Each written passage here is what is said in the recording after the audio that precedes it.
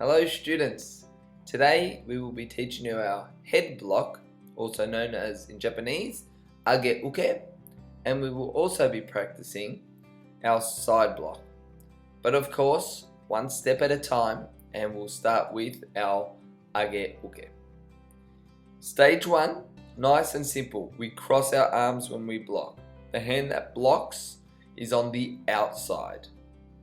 What we don't want to see is the focus not being on the positioning of the block and just throwing the hand up. Now this may be, exaggerated a lot, but it's just here to prove a point. But you must put the thought in where your hand is positioned, and it is across the head range. That is much better.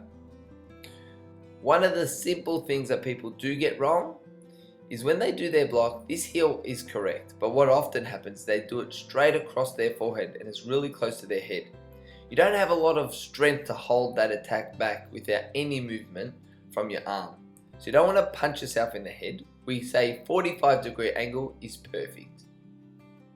The next stage, we make sure we focus on both arms, not just the blocking hand. I want to make sure I retract the hand back fast.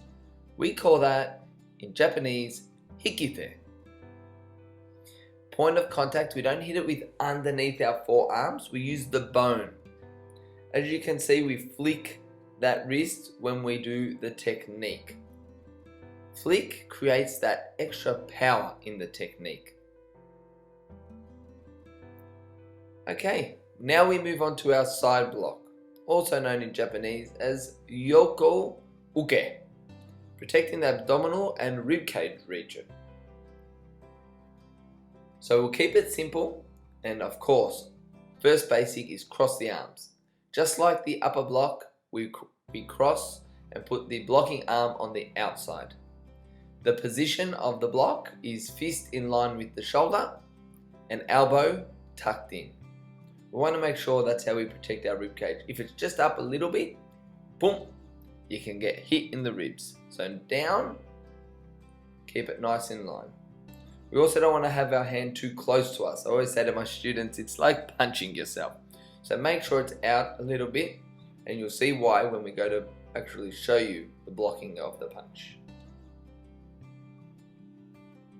Cross, and great positioning.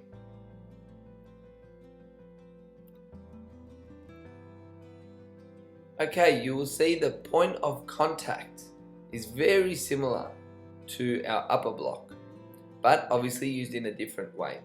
Again, we use the bone and we flick our wrist and we rotate it as we block and finish in that position.